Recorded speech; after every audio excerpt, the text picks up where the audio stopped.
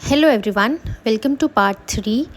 तो हमने पार्ट 1 और पार्ट 2 में देखा कि क्लासिकल अप्रोच में जो साइंटिफिक थियोरी और एडमिनिस्ट्रेटिव थियोरी थी वो किसने दी, उसके क्या क्या प्रोज है, कॉन्सेस है, फंक्शंस है, हमने सारी चीज़ें उसमें स्टडी करी हैं। Now we are moving on to the bureaucratic management theory. ठीक है, सो ब्यूरोक्रेटिक मैनेजमेंट किसने दी थी? मैक्स वेबर ने। इसको हम लोग ब्यूरोक्रेटिक थियोरी ऑफ मैनेजमेंट भी बोलते हैं।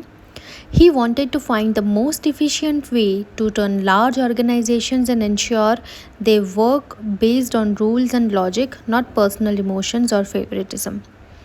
ठीक है, तो मैक्स वेबर का मेन फोकस क्या था कि बड़ी से बड़ी ऑर्गेनाइजेशन को एक सिस्टम से चलाना है और अपनी ये जो पर्सनल फीलिंग्स और रिश्ते हैं ना उसको साइड में रखना है। ठीक है, So, Weber observed that many organizations were run like family businesses, where decisions were taken based on emotions, favoritism, or personal interests. He wanted a rational system where everyone followed the same rule, regardless of who they are. ठीक है, तो weber ने observe किया था कि पुराने time पे organisations कैसे चल रही थी, एक फैमिली बिजनेस के हिसाब से चल रही थी, जहाँ पर डिसीजन सिर्फ एक इमोशंस, फेवरेटिज्म और पर्सनल इंटरेस्ट के बेस पे ही लिए जा रहे थे। तो वहाँ पर ही वांटेड कि एक रैशनल सिस्टम बने जहाँ पर हर एक इंसान वो रूल्स फॉलो करेगा जो उस ऑर्गेनाइजेशन की भलाई के लिए बने हैं, रिगार्डलेस कि वो उस ऑर्गेनाइजेशन में किस पोजीशन पे है या किस हिसाब से वो जुड़ा हुआ है। ठीक है, यहाँ पे कोई भी फेवरेटिज़म या कुछ अगर रिलेटिव्स है या जो भी है XYZ पर्सन, किसी को भी कोई भी किसी भी तरह का एंटरटेनमेंट नहीं दिया जाएगा। तो अब हम पढ़ते हैं इसके फीचर्स के बारे में। तो मेजरली यहाँ पे 6 फीचर्स हैं ब्यूरोक्रेटिक थियोरी के। So first is clearly defined hierarchy. Every organization must have a clear chain of command. Each employee should know who to report and who reports to them. ठीक है, मतलब एक hierarchy होनी चाहिए top level से लेकर lower level तक, किसको कौन कमांड देगा, ठीक है, और किसको किसने रिपोर्ट करना है। ये सारी चीज़ें एम्प्लॉयज़ के माइंड में क्लियर होनी चाहिए, उनको पता होना चाहिए। एग्जाम्पल के तौर पर अगर कोई गवर्नमेंट ऑफिस है तो क्लर्क जो है वो देगा अपना रिपोर्टिंग सेक्शन ऑफिसर को, सेक्शन ऑफिसर देगा डिप्यूटी डायरेक्टर को, और डिप्यूटी डायरेक्टर किसको अपना रिपोर्टिंग देगा? डायरेक्टर को। तो वैसे एक चेन ऑफ कमांड होनी चाहिए जिसको हम लोग हायरार्की सिस्टम बोलते हैं। ठीक है, तो एक ये क्लियरली डिफाइंड हायरार्की सिस्टम होना चाहिए। Second is division of work. Work should be divided into specific roles and departments so that employees become experts in their duties. बिल्कुल, ये हमने पहले भी देखा था कि डिवीजन ऑफ वर्क होना चाहिए ताकि हर रोल के लिए हर डिपार्टमेंट में एक स्पेशलाइज्ड पर्सन हो। ठीक है, जिसको जो अच्छे से आता है काम उसको वही काम दिया जाए, ताकि एक जो क्वालिटी ऑफ वर्क है वो उभर के निकले, प्लस एक्सपर्ट्स को अपने ही एरिया का काम करने मिल रहा है। फॉर एग्ज़ाम्पल यूनिवर्सिटी में एडमिशन्स, एग्ज़ामिनेशन, अकाउंट्स, ये सारी चीज़ें अलग अलग लोग हैंडल करते हैं, जिसमें जिसकी एक्सपर्टीज़ है वो उस डिपार्टमेंट में होगा। ठीक है, so now next is formal rules and regulations. All activities in the organisation should be governed by written rules, policies and procedures, not only by personal judgment.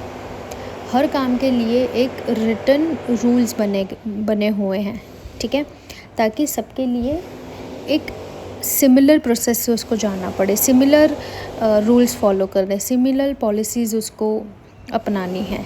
ठीक है, तो ये सारी चीज़ें बननी चाहिए एक ऑर्गेनाइजेशन में। जैसे कि लीव पॉलिसी सबके लिए सेम है, प्रमोशन क्राइटेरिया सबके लिए सेम होना चाहिए, है ना। अगर कोई डिसिप्लिनरी एक्शंस लेना है तो उसमें नहीं देखना है कि अगर गलती मैनेजर की है तो मैनेजर को भी उतना ही सज़ा मिलनी चाहिए जितनी एक वर्कर को मिलेगी। तो ये सारी चीज़ें डॉक्यूमेंटेड होनी चाहिए किसी न किसी एक ऑफिशियल रूल बुक के अंदर। ठीक है, मतलब इनको ये रिटर्न में होना चाहिए हर चीज़। Then impersonality, that is, decision should not be based on personal relationships, emotions or favoritism. Work should be done objectively and fairly. बिल्कुल, काम हमेशा नैतिकता से होना चाहिए, ठीक है, फेयर होना चाहिए।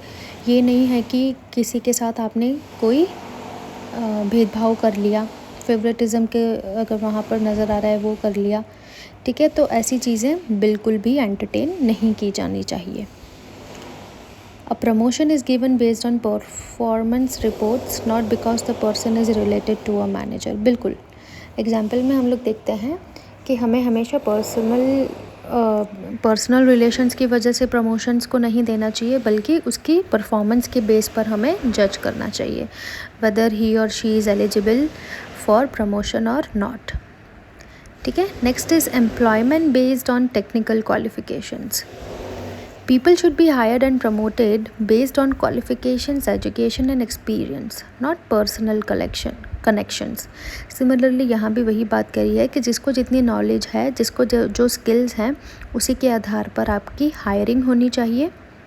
जो क्वालिफ़िकेशंस की ज़रूरत है, जो एजुकेशन आपको मतलब जो उसमें उस पर्टिकुलर जॉब के लिए जो नॉलेज आपको चाहिए वो होना ही चाहिए। ये नहीं कि अगर आपकी किसी ने कहीं पे पर्सनल सिफारिश लगा दी तो भाई ठीक है करवा दिया, ऐसे नहीं होना चाहिए।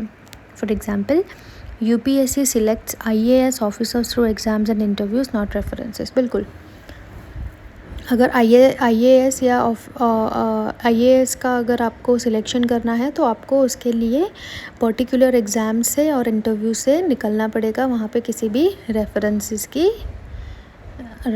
को एंटरटेन नहीं किया जाता है, ठीक है। Now next is official records and documentation. Every action, decision and rule must be recorded and documented properly for transparency and accountability। बिल्कुल, यहाँ पर क्या बोला है कि हर डिसीजन या हर एक्शन जो भी आप ले रहे हो, ये सारी चीज़ें रिकॉर्डेड होनी चाहिए, डॉक्यूमेंटेड होनी चाहिए, ताकि फ्यूचर में हमें उस चीज़ का एक प्रूफ रहे। अगर कभी चाहिए इन फ्यूचर कोई मांग रहा है तो एक ट्रांसपेरेंसी बनाने के लिए, रखने के लिए हमें ये सारी चीज़ें जो है वो एक रिकॉर्ड्स में या डॉक्यूमेंट में रखनी है, ठीक है। रिटर्न फॉर्म में हो तो एक ट्रांसपेरेंसी बनी रहती है। For example, file noting system in government departments ensures no decision is verbal और लॉस्ट। हर चीज़, जो भी डिसीजन लिया जाएगा उसके बारे में एक नोट बनेगा, ठीक है, जिसको मेंटेन किया जाता है जिस बुक को, ताकि फ्यूचर में जो भी डिसीजन लिया है पास्ट में अगर वो चेक करना हो तो वो इजीली एक्सेसिबल हो सके। तो इसके एडवांटेजेस क्या थे?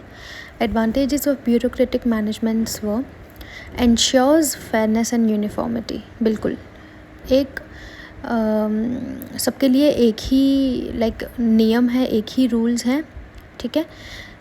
प्रमोट स्टेबिलिटी एंड डिसिप्लिन, कोई भी बायसनेस यहाँ पे आपको नहीं दिखने मिलेगी। एक स्टेबल एनवायरनमेंट दिखेगा और डिसिप्लिन में लोग रहेंगे, ठीक है। रिड्यूसेस पर्सनल बायस और फेवरेटिज़म, वही कि आपका कोई भी पार्शलिटी आपको वहाँ पर देखने नहीं मिल रही है, कोई भी फेवरेटिज़म आपको नहीं देखने मिल रहा है। बेस्ड ऑन योर स्किल्स या जो आपकी परफॉर्मेंस है उसके बेस पे ही चीज़ें होंगी। तो जो पहले ये होता था वो कम हो गया, रिड्यूस कर दिया, है ना। Then improves accountability and transparency, मतलब कि जो आपके डिसीजंस हैं, है ना, अकाउंटेबिलिटी है वो बढ़ गई और ट्रांसपेरेंसी भी बढ़ गई, क्योंकि सारी चीज़ें डॉक्यूमेंटेड होने लगी, रिटर्न में होने लगी। तो इससे ये सारी चीज़ें बेनिफिट हुई है ऑर्गेनाइजेशन को। For example, in a railway department recruitment is based on RRB rules, no personal interference. बिल्कुल, आरआरबी के जो रूल्स है उसी के बेस पर आपकी रिक्रूटमेंट होगी, उसमें कोई भी पर्सनल रेफरेंस या पर्सनल इंटरफेरेंस से काम नहीं बन पाएगा। अब इसके भी कोई ना कोई क्रिटिसिज्म होंगे, तो अब हम वो देख लेते हैं कि क्रिटिसिज्म ब्यूरोक्रेटिक थियोरी के क्या क्या है। That is too much rigidity and paper work. हाँ, जैसे हर चीज़ को अगर डॉक्यूमेंट करने के लिए बोला गया है तो यहाँ पर क्या होता है ना कि स्लो काम देखने को मिलता है, क्योंकि हर चीज़ को अगर आपको डॉक्यूमेंट करना है तो डेफिनेटली कि उसमें आपको वो जो प्रोसेस है वो टाइम टेकिंग हो जाएगा और पेपर वर्क जो है वो बढ़ जाएगा।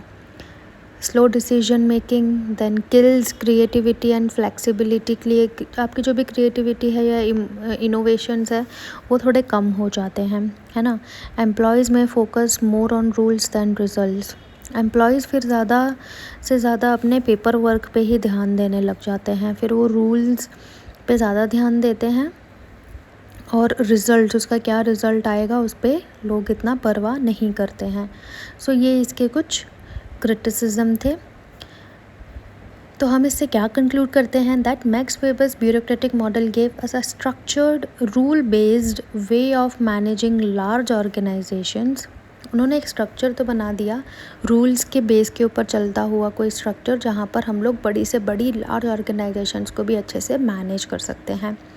दो it has drawbacks like slow speed, हाँ इसमें ये ड्रॉबैक्स थे कि उसमें स्पीड थोड़ी कम हो जाती है, but it is still use in governments, public sectors and banks. But फिर भी उसको यूज़ किया जाता है आज भी, कहाँ पर, गवर्नमेंट में, पब्लिक सेक्टर्स में और बैंक्स में। सो या this was all about this topic and हमने तीनों के तीनों जो भी क्लासिकल अप्रोच में थियोरीज़ हैं वो कवर कर ली हैं, scientific management theory, administrative theory and bureaucratic theory. Hopefully आपको ये अच्छे से समझ में आ गया होगा एंड अभी भी अगर कोई डाउट है you can definitely mention your questions in the comment section below and I will see you in my next video. Till then you take care and all the very best.